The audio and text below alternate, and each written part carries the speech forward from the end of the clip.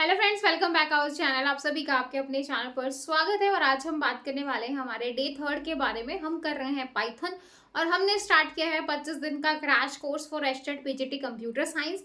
ये crash course आपका बाकी जो अदर एग्जाम जैसे बिहार का आ रहा है अभी, है ना, और बाकी जो आपके DSSB का हो गया या फिर कोई भी अदर टेट एग्जाम हो गया या टीजीटी पीजीटी का एग्जाम हो गया, सभी के लिए बेनिफिट है। तो कोई ये ना सोचे कि ये सिर्फ एस्टेट में काम आएगा, बिल्कुल भी नहीं। ये सारी चीजें सिलेबस आपका ऑलमोस्ट सिमिलर है, तो सब जगह आपको यूज होंगी, तो कोई भी बच्चा देख सकता है इसको। तो हम जो है फ्लो कंट्रोल पे आ गए थे। इससे पहले हमने जो है बेसिक पाइथन हमने देखा, क्या क्या चीजें होती हैं। उसके बाद हमने डेटा टाइप्स देखे, क्वेश्चंस किए, और आज हम फ्लो कंट्रोल यानी कि लूप्स वगैरह और जो है कंडीशनल चीजों के ऊपर बात करने वाले हैं। तो चलिए भाई, बिना टाइम वेस्ट किए फटाफट शुरू करते हैं। तो इसके अंदर आज हम ये तीन चीजें पढ़ेंगे कि डिसीजन मेकिंग एंड ब्रांचिंग, यानी कि कंडीशनल स्टेटमेंट आपका जो इफ वाला पार्ट होता है वो, लूपिंग और इटरेशन यानी कि जिसमें आपका जो सबसे ज्यादा आता है, रेंज फंक्शन से क्वेश्चन आते हैं, लूप जो है फॉर लूप, वाइल लूप आपको बताऊंगी मैं। जंपिंग स्टेटमेंट आपकी तीन होती हैं। एक होता है आपका पास, एक होता है आपका कॉन्टिन्यू, और एक होती है आपकी ब्रेक। इनके ऊपर इनकी जो है डेफिनेशन भी आ सकती है, या फिर पूछ लिया जाएगा आपको स्टेटमेंट देके कि क्या आउटपुट आएगी, तो किसी भी तरीके से आ जाएगा। तो ये तीन टॉपिक हम इस चैप्टर में पढ़ने वाले हैं। तो चलो सबसे पहले बात करते हैं डिसीजन मेकिंग और ब्रांचिंग के बारे में। तो डिसीजन मेकिंग यानी कि डिसीजन वाली बात आ जाती है। आप जो है बीच में ऐसा टलमला के नहीं रह सकते हो, आपको हाँ या ना में जवाब देना ही पड़ेगा। या तो आप हाँ बोलो या फिर ना बोलो। कई बार आप ऐसे सिचुएशन में पढ़ जाते हो अपने फैमिली मैटर्स के कहीं पे भी, तो जहाँ पे आप स्टिक आंसर नहीं कर पाते, लेकिन इसके अंदर आपको या तो हाँ या ना, आपको जो है क्लियर कट आंसर देना पड़ेगा। अगर हम कंडीशन की बात करते हैं तो deciding the order of execution, statement based on certain condition, decision structure, multiple expression, product true और फॉल्स की फॉर्म में, यानी कि इफ और एल्स। तो जैसे यहाँ पे हम बात करें तो ये आपका जो है चार्ट हो गया है, दिखाई दे रहा होगा एंट्री, ये टेस्ट कंडीशन। भाई अगर फॉल्स है तो इधर वाली कंडीशन पे चला जाए, ट्रू है तो इधर वाली पे आ जाए, लास्ट में ये हो जाए, और इस तरीके से आपका काम चले। ठीक है। अब इसमें भी आपकी तीन टाइप होती है। कौन कौन सी? इफ स्टेटमेंट, इफ एल्स और एल्स इफ। ठीक है, मल्टीपल जो आपकी इफ कंडीशन आ जाती है वो। ठीक है, तो सबसे पहले हम इफ कंडीशन की बात करते हैं। It is a simple statement. ये जो है बहुत सिंपल स्टेटमेंट है। When condition is true, condition true है तो code will be associated with if statement will execute, है ना। तो जैसे यहाँ पे a जो है वो 40 है, b जो है वो 20 है। अगर a बड़ा है b से तो प्रिंट हो जाए a is greater than b। Simple सी बात है कि अगर ये इफ वाला पार्ट ट्रू होता है तो हमारी स्टेटमेंट जो है वो क्या हो जाएगी? एग्जीक्यूट हो जाएगी। ठीक है। इफ एल्स में क्या होगा कि अगर फॉल्स भी होता है, इफ हो तो भी एग्जीक्यूट होगी, फॉल्स है तो भी एग्जीक्यूट होगी। दोनों केसेस यहाँ पे आपके एग्जीक्यूट होंगे। यानी कि when condition is true code will be execute, if will execute, code associated with else statement will execute. यानी कि फॉल्स है तो एल्स वाला पार्ट चल जाएगा, ट्रू है तो इफ वाला पार्ट चल जाएगा। ठीक है, ये तो आप जो है जब से आपने पढ़ना शुरू किया होगा तब से आपने पढ़ा होगा कि भाई अगर a बड़ा है तो ये प्रिंट हो जाए, b बड़ा है तो ये प्रिंट हो जाए। ठीक है। एल्स इफ में आपके मल्टीपल चीजें आ जाएंगी कि भाई in short of else if जो है previous condition were not true then do this condition it also is nested if. इसको हम मल्टीपल इफ कंडीशन भी बोलते हैं कि मल्टीपल केसेस आपके यहाँ पे आ जाते हैं। तो जैसे a में इनपुट दिया फर्स्ट नंबर, b में दे दिया second number, a is greater than b। आप कभी भी कोई भी नंबर डाल सकते हो, a बड़ा है b से, फिर एल्स इफ में आपने दे दिया अगर बराबर है तो इक्वल आ जाए, अदरवाइज जो है b इज ग्रेटेस्ट आ जाए। ठीक है, तो इस तरीके से भी आ जाएंगे। तो ये था आपका कंडीशन वाला, जो तीन तरीके से होती हैं। आई होप आपको अच्छे से समझ में आ गया होगा।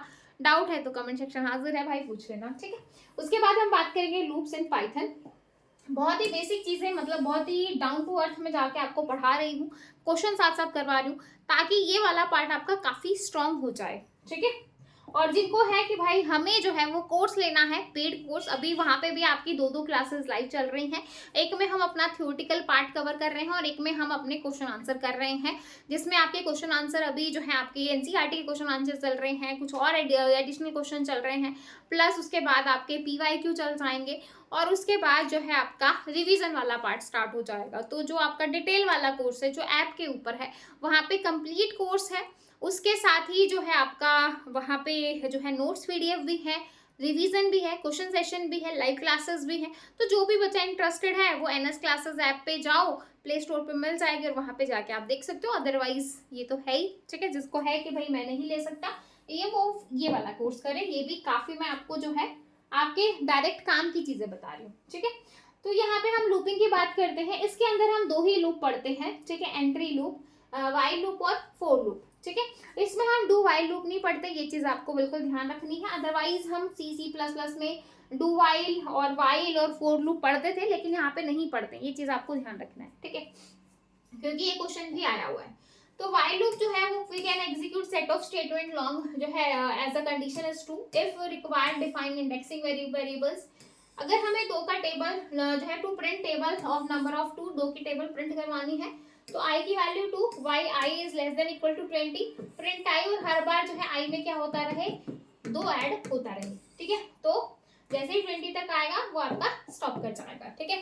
फोर लूप की बात करें तो फोर लूप आप पढ़ना अपने पढ़ाई है, और फोर लूप पढ़ेंगे तो यहाँ पे हम एक सीखेंगे रेंज फंक्शन के बारे में, जो कि काफी इंपॉर्टेंट है, क्योंकि रेंज फंक्शन बहुत इंपॉर्टेंट है। इसको समझना बहुत जरूरी है कि क्या होता है और किस तरीके से काम करता है, क्योंकि इसके आउटपुट के ऊपर आपको एग्जाम में क्वेश्चन दिखेगा ही दिखेगा, ठीक है। तो चलिए भाई, फोर लूप से पहले हम कर लेते हैं रेंज फंक्शन के बारे में। आपको रेंज फंक्शन में ये ध्यान रखना है कि रेंज फंक्शन में ये 3 चीजें होती हैं, ठीक है। रेंज, स्टार्ट, स्टॉप, और यहाँ पे आ जाएगा आपका स्टेप और इटरेशन, ठीक है। ये 3 चीजें होती हैं। ये जो स्टार्ट होता है ये बाय डिफॉल्ट आपका क्या होता है, ऑप्शनल होता है। ऑप्शनल का मतलब समझते हो ना, कि भाई इस स्टार्ट को आप दो या ना दो कोई दिक्कत नहीं है, मेरा काम चल जाएगा। अगर ये दे रखा है तो भी अच्छी बात है, नहीं दे रखा तो भी कोई दिक्कत नहीं है। बाय डिफॉल्ट ही आपका स्टार्ट होता है 0 से, यानी कि जो इंडेक्सिंग आप करते हो बिल्कुल स्टार्टिंग से 0 से, तो अगर आपने स्टार्ट नहीं दिया तो वो 0 से अपने आप चीजों को उठाना शुरू कर देगा। यहाँ पे आता है आपका स्टॉप। स्टॉप जो है वो आपका मैंडेटरी है। स्टॉप की अगर मैं बात करूं तो ये आपका मैंडेटरी होता है। मैंडेटरी होता है, मैंडेटरी का मतलब ये है कि भाई स्टार्ट दो या ना दो, अगर आपने स्टॉप नहीं दिया तो आपका काम नहीं होगा, आपका काम नहीं बनेगा। कई चीजें होती है ना, भाई ये बंदा तो होना ही होना चाहिए, मेरा काम नहीं चलेगा, तो सेम स्टॉप का काम है, ये नहीं हुआ तो काम नहीं चलेगा, ये होना चाहिए, मैंडेटरी है। और स्टेप और इटरेशन की मैं बात करूं तो ये आपका ऑप्शनल होता है। जो आपके स्टेप होते हैं ये आपके क्या आ जाएंगे, ऑप्शनल हो जाएंगे, ठीक है। ऑप्शनल का मतलब यहाँ पे ये है कि स्टेप मतलब कि कितने स्टेप आपको आगे जाना है, कितने स्टेप आपको पीछे जाना है। ये ऑप्शनल है कि बाय डिफॉल्ट अगर आपने स्टेप नहीं दे रखे तो एक एक कदम आगे चलेगा, यानी कि बाय डिफॉल्ट ये आपका 1 होता है, यानी कि कुछ नहीं दे रखा तो वो एक एक कदम आगे जाएगा। समझ में आया? तो यहाँ पे आप देखो 3 तरीकों से हम इसको कर सकते हैं। देखो स्टॉप, ये तो मैंडेटरी है, ये स्टॉप आपका मैंडेटरी है, स्टॉप होना बहुत जरूरी है। स्टार्ट दे रखा है, ठीक है, कि जैसे सपोज यहाँ पे मैंने दे दिया कि रेंज 5। अब रेंज 5 का क्या मतलब है कि भाई एंड यहाँ पे होगा, तो यहाँ पे जो आप जब इसको प्रिंट करोगे तो आउटपुट क्या जाएगी, 0 1 2 3 4। 0 से स्टार्ट होगा, बाय डिफॉल्ट जो है वो एक जो है स्टार्ट नहीं दे रखा तो बाय डिफॉल्ट 0 से स्टार्ट हो गया। स्टेप नहीं दे रखा तो एक एक स्टेप हमने आगे किया, +1 फिर +1 फिर +1 और फिर आपका +1। समझ में आया? एक एक स्टेप हम आगे करते चलेंगे। समझ में आया भाई? ठीक है। और हमेशा जो लास्ट वाला है, जैसे यहाँ पे 5 है, 5 हमेशा एक्सक्लूड रहेगा, इसको आप कभी इंक्लूड नहीं करोगे। जो लास्ट में स्टॉप की वैल्यू दे रखे वो कभी भी इसके अंदर नहीं आएगी, वो हमेशा एक्सक्लूड रहेगी, यानी कि बाहर रहेगी। समझ में आया? ठीक है। और जैसे सपोज मैं यहाँ पे दे दूं, सपोज मैंने यहाँ पे दिया रेंज 2 और 5। अब इसका मतलब क्या है कि स्टार्टिंग जो है वो 2 से होगी, एंडिंग जो है वो 5 पे होगी। ठीक है। अब यानी कि स्टार्टिंग 2 3 और 4 5 मैंने बोला कि लास्ट वाला कभी भी आपका जो है इंक्लूड नहीं होता है, तो हमेशा एक्सक्लूड रहेगा। तो यहाँ पे क्या आ जाएगा, 2 3 और 4। समझ में आया? समझ में आया? सपोज मैं तीनों चीजों को लेके चलती हूँ कि भाई आपको रेंज दे दिया, स्टार्ट दे दिया आपका 1 से, स्टॉप दे दिया 10 पे और स्टेप दे दिया 3, यानी कि 3 ऐड करना है।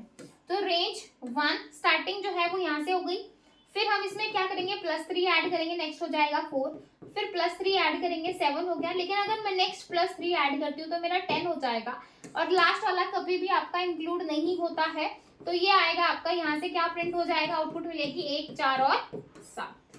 तो ये आपको यहाँ से आउटपुट मिल जाएगी। समझ में आया? समझ में आया भाई? तो ये आपको यहाँ से आउटपुट मिल जाएगी। तो ये होता है रेंज फंक्शन का काम। आई होप आपको समझ में आया होगा।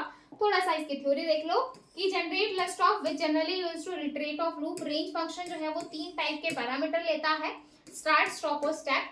ये जो है आपका स्टार्टिंग सीक्वेंस होता है, नंबर होता है not including the last number. Last number कभी भी इंक्लूड नहीं होगा, ध्यान रखना है। Difference between number of the sequence, की सीक्वेंस के बीच में क्या रहेगा। जैसे हम रीजनिंग में सीरीज वगैरह करते हैं तो सेम काम है कि कितने का गैप देना है, सीधी सी बात ये है।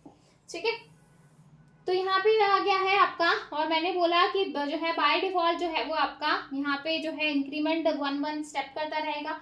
जैसे यहाँ पे x इन रेंज 4, तो 0 से लेके 3 तक प्रिंट हो जाएगा, 4 आपका जो है एक्सक्लूड रहेगा। ठीक है, रेंज स्टार्ट और स्टॉप दे दिया, 2 और 6 दे दिया, तो इस तरीके से वैल्यू आ जाएंगी। तीनों वैल्यू दे दी तो भाई 2 का गैप आ जाएगा। तो यहाँ से जो आपको आउटपुट मिलेगी, तो 3 से स्टार्टिंग हो जाएगी, 3 में 2 ऐड किया 5 आ गया, 5 में 2 ऐड किया 7 आ गया, यानी कि जो आउटपुट मिलेगी 3, 5 और 7। आपको समझाने के लिए बता रही हूँ, अदरवाइज इतना कुछ करने की जरूरत है नहीं। ठीक है, तो ये आपका यहाँ पे हो जाएगा। अब देखो जंप स्टेटमेंट क्या होती है। ठीक है, लास्ट टॉपिक है हमारा जंप स्टेटमेंट के बारे में कि जंप स्टेटमेंट आपकी क्या होंगी। मैंने बोला कि 3 स्टेटमेंट होती हैं आपकी जंप, ब्रेक और कंटिन्यू। एक वैसे पास भी होती है। ठीक है, पास के ऊपर भी क्वेश्चन आ जाता है, तो आपको ध्यान रखना है।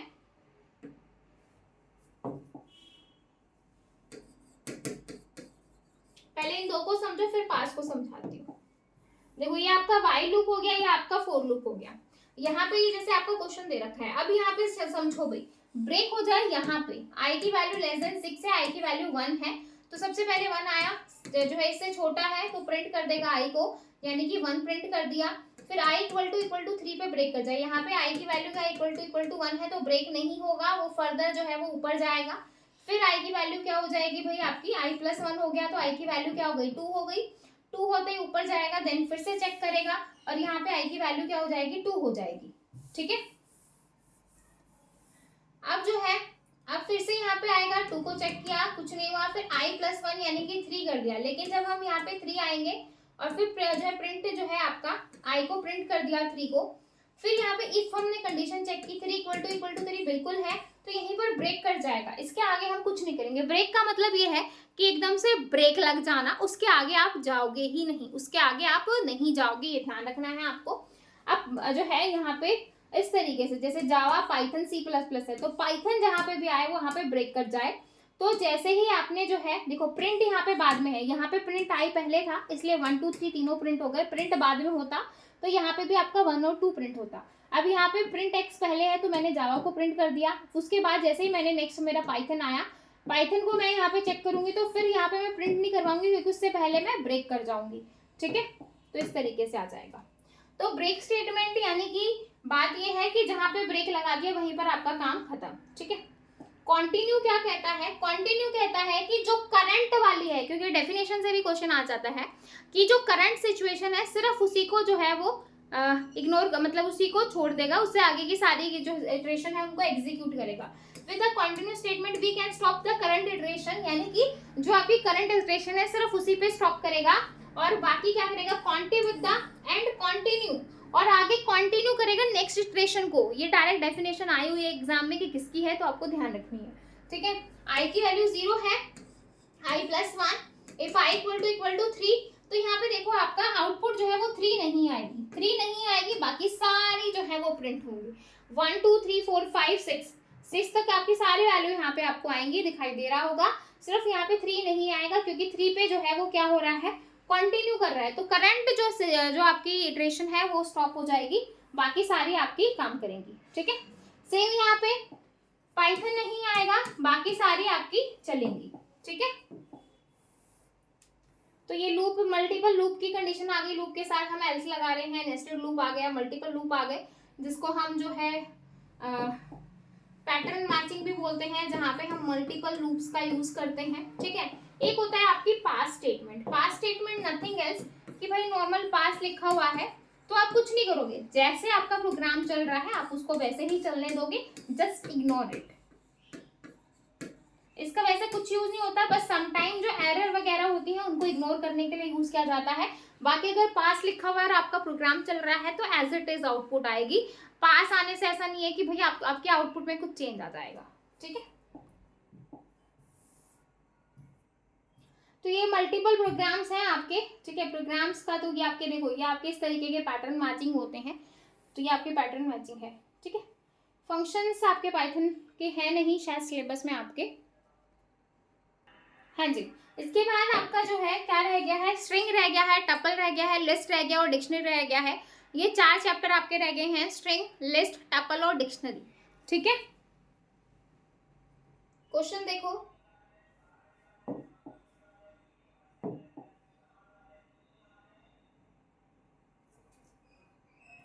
ये फ्लोटिंग लिस्ट के बारे में है और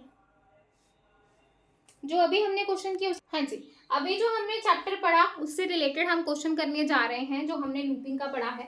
in Python program control structure, तो क्या हो जाएगा भाई, आपको दिखाई दे रहा होगा कि कंट्रोल स्ट्रक्चर का क्या मतलब है, order of execution statement in the program, कि भाई किस ऑर्डर में आपकी स्टेटमेंट का एग्जीक्यूशन हो रहा है।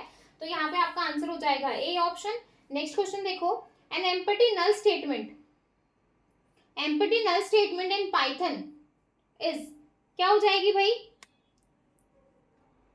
क्या हो जाएगा भाई, पास।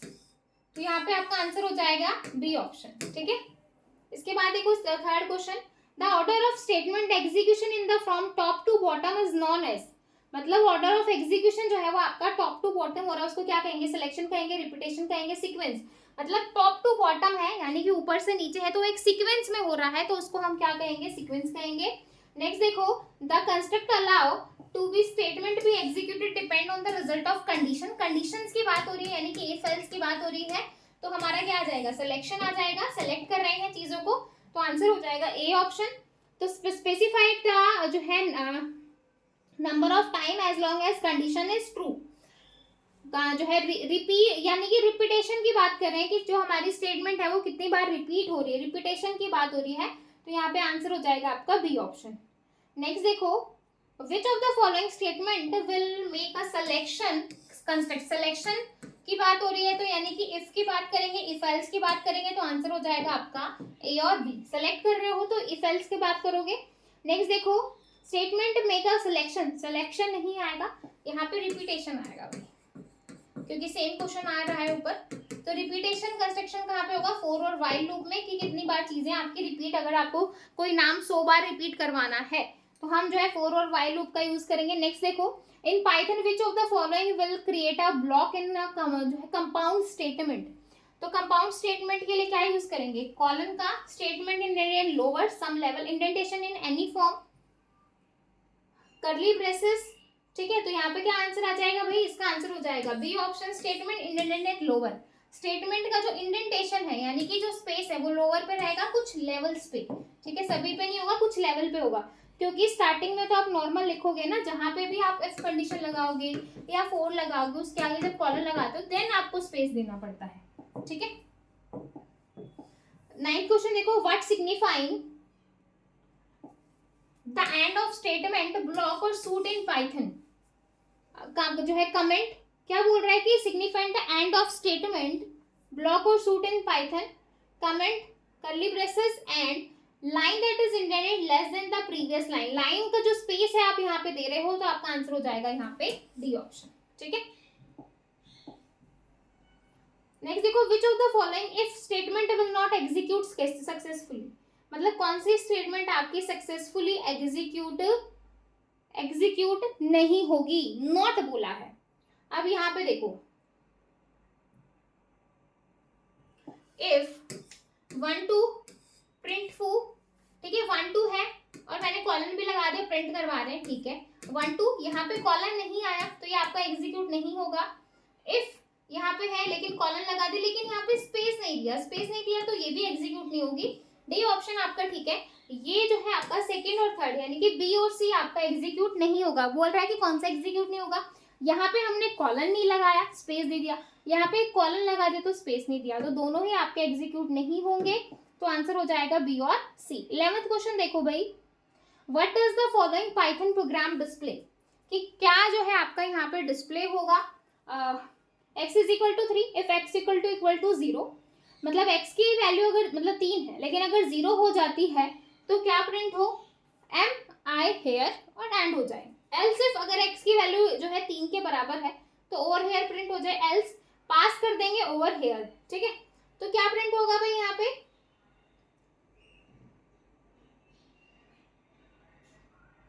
x की वैल्यू 3 दे रखी है तो क्या प्रिंट होगा भाई, x की वैल्यू 3 है तो क्या प्रिंट होगा, ओवर हेयर प्रिंट होगा। तो आंसर हो जाएगा आपका, ठीक है, एल्स में और ये वाला पार्ट भी जो है यहाँ पे प्रिंट हो जाएगा, क्योंकि पास का तो होना या ना होना वो ही नहीं करता, तो आंसर हो जाएगा आपका ओवर हेयर और ओवर हेयर, ठीक है।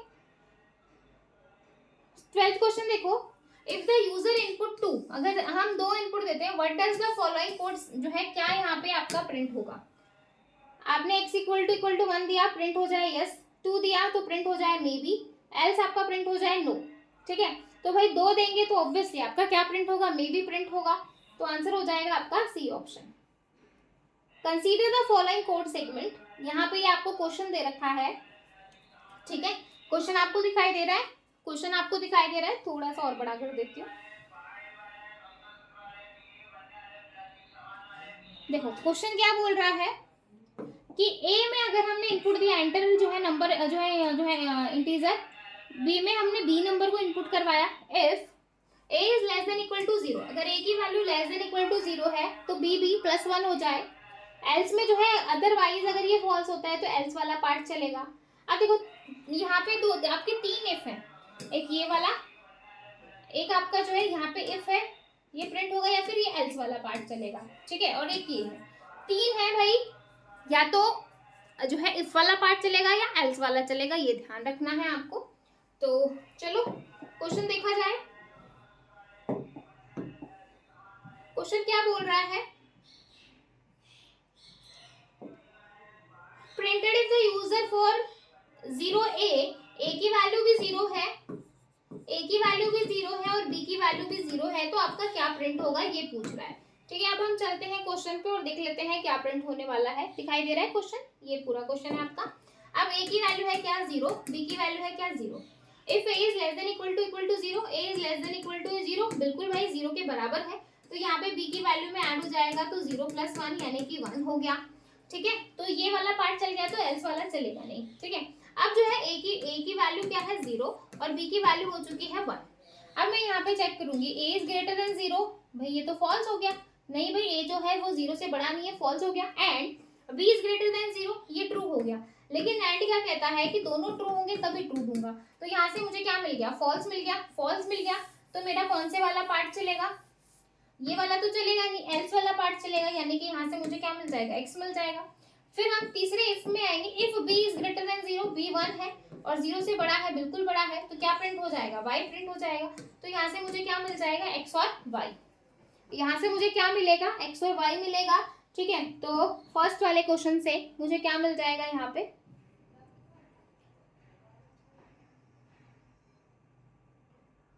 w और x,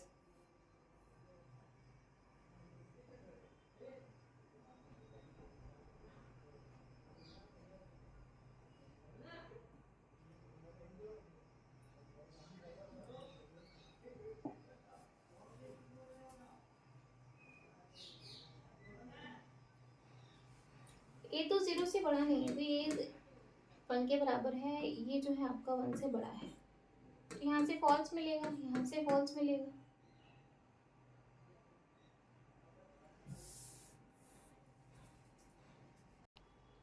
हाँ जी, देखो a इज ग्रेटर देन 0, ये तो फॉल्स है और ये आपका ट्रू है, ठीक है।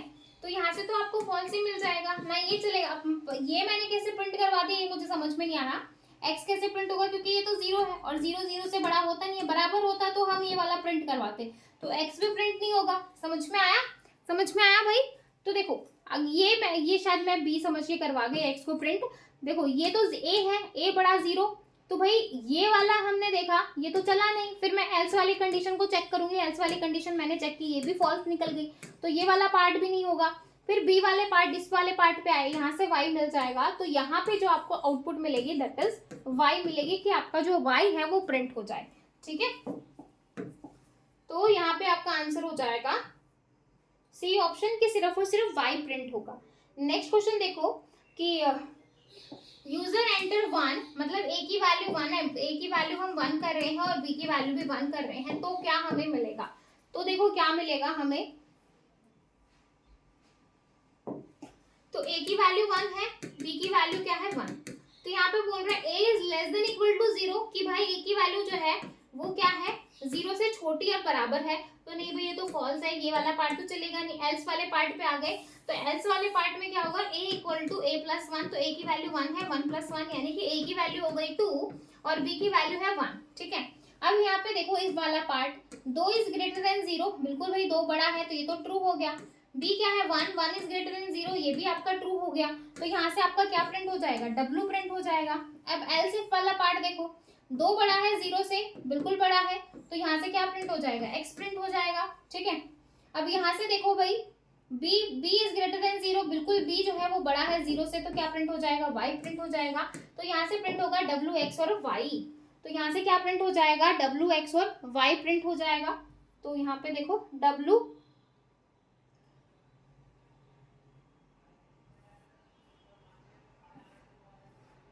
14 क्वेश्चन देखो w x और y, ठीक है, तो यहाँ से आपका ये प्रिंट हो जाएगा।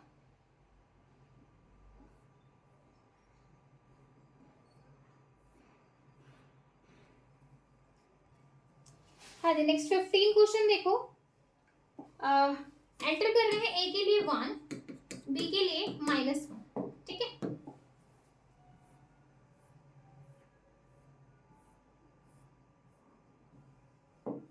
a की वैल्यू है 1, b के लिए है -1, तो यहाँ से मैंने चेक किया a is less than equal to 0, तो भाई जो है ये तो होगा नहीं, क्योंकि भाई 1 तो बड़ा है, तो एल्स वाला पार्ट हो जाएगा, a की वैल्यू हो जाएगी 1 प्लस 1 यानी कि a की वैल्यू हो गई 2।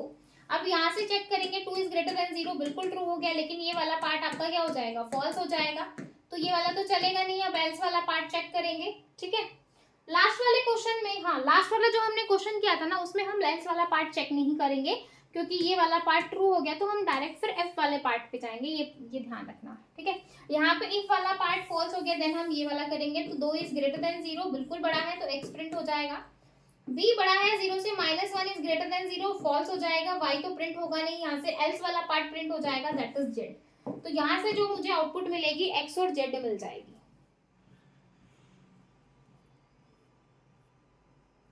15 क्वेश्चन है wx, wy, x और z, यानी कि डी ऑप्शन आपका यहाँ पे सही होगा। ठीक है, अब कुछ क्वेश्चन आपको घर के लिए खुद करके लाने हैं, जैसे what letter will be printed if the user enter 1 for a, मतलब a के लिए 1 और 0 b के लिए, तो ये आप खुद करके लाना कि क्या आउटपुट आएगी, ये क्वेश्चन आपको खुद करके लाना है।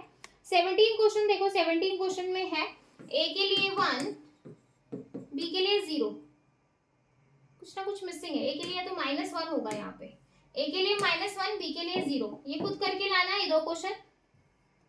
ठीक है, हाँ जी, नेक्स्ट क्वेश्चन देखो, 2 क्वेश्चन आपको होमवर्क के लिए दिए हैं, खुद करना। What value generated when function range is this, तो 6 से स्टार्ट हो जाएगा, माइनस कर रहे हैं, 4 आ गया, फिर 2 आ गया, 0 आएगा नहीं क्योंकि लास्ट वाला एक्सक्लूड रहता है, तो 6 4 2 2 4 6 मत कर देना। ठीक है, 6 4 2 आएगा, आंसर हो जाएगा सी ऑप्शन। इसके बाद देखो which of the following is not a valid loop in Python, कौन सा जो है वैलिड लूप नहीं है पाइथन में, तो डू वाइल नहीं होता है, फॉर और वाइल होता है भाई। आगे देखो, हाँ इफ एल्स वाला भी आपका जो है कंडीशनल है, लूप नहीं है। 20 क्वेश्चन देखो, which of the following statement will terminate the whole loop and proceed to the statement following the loop, मतलब टर्मिनेट कर देती है पूरे लूप को और प्रोसीड कर देती है स्टेटमेंट को, तो ये किसका काम होता है, ब्रेक का। ठीक है। नेक्स्ट देखो, which of the following statement will terminate only the current pass, जो सिर्फ और सिर्फ करंट पास को टर्मिनेट करे और बाकी के इटरेशन आपकी कंटिन्यू चले, दैट इज किसका काम हो जाएगा, ये कॉन्टिन्यू स्टेटमेंट का। ठीक है, आंसर हो जाएगा सी ऑप्शन। रेंज 3 है, लास्ट दे रखा है तो इसको 0 और 3 बोल सकते हैं। ठीक है, मैंने स्टार्ट दे दिया और इसको हम 0, 3 और 1 इस तरीके से भी लिख सकते हैं, इस तरीके से, इस तरीके से, इस तरीके से, तीनों सही है। तो इस तरीके से भी लिखा जा सकता है, इस तरीके से भी। तो आंसर हो जाएगा बी और सी। 23rd देखो, function range 3 will be held जो है ट्रेबल सीक्वेंस लाइक, क्या हो जाएगा भाई, 0 1 2 हो जाएगा, 0 1 और 2। तो यहाँ पे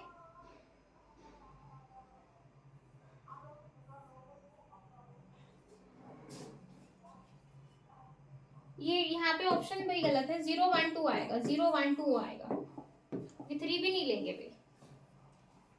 नेक्स्ट देखो, 0 5 और 2, 0 आ जाएगा, 2 आ जाएगा और 4 आ जाएगा, 0 2 4। ये ऑप्शन पीछे वाले पे भी गया हुआ है, तो 2 0 2 4 आएगा, वहां पे 1 2 0 1 2 आएगा, है ना। यहाँ पे देखो 10 5 2, तो 10 आ गया, 8 आ गया, 6 आ गया, तो 10 8 6, 6 8 10 मत कर देना, पॉजिटिव नहीं है। अगर आप 6 8 और 10 करते हो तो मतलब स्टेप का मतलब ये है कि इंक्रीमेंट हो रहा है 2 2, लेकिन यहाँ पे स्टेप हमें क्या दे रखा है, डिक्रीमेंट में दे रखा है, तो इस तरीके से मत कर देना भाई। आगे देखो, फंक्शन रेंज 10 5 2, 10 5 2 है, और भाई देखो यहाँ पे पॉजिटिव कर दिया, कभी हम 5 पे पहुंचेंगे, 10 के बाद 12 आएगा, 12 के बाद 14 आएगा, 5 तो कभी आएगा नहीं, तो ये आ जाएगा एम्प्टी स्ट्रिंग, एम्प्टी लिस्ट आ जाएगी। ठीक है, नेक्स्ट देखो, consider the loop given glow for I in range -5 और how many times this loop will जो है इन्फिनिटिव चलता रहेगा भाई।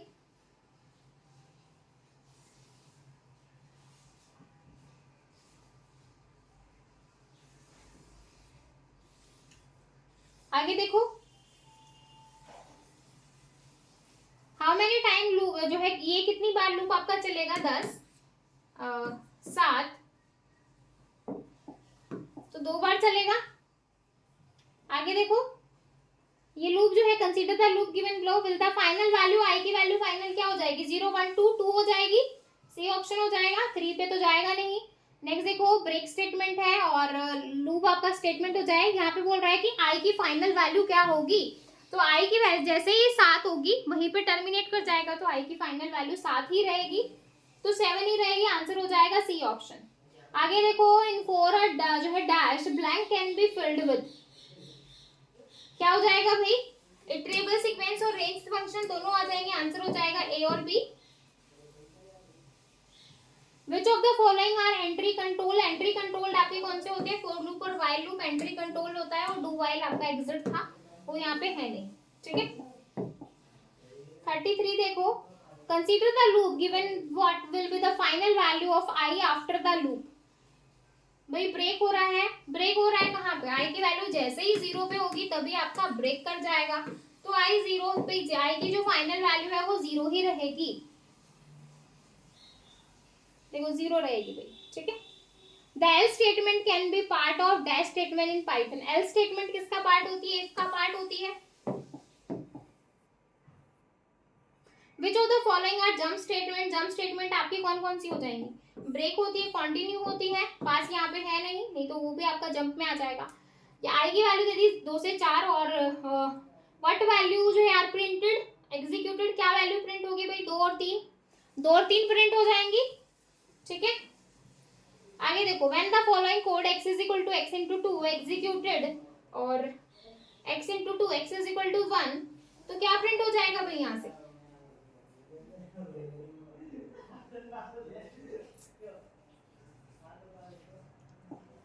सबसे पहले आया x और फिर यहाँ पे चेक करेंगे तो x की वैल्यू 2 हो गई, फिर जो है आपका 2 आया, 2 चेक किया, फिर 4 हो गई, फिर आया 3, कितना हो गया भाई 6, 4 आया 8, 5 आया 10,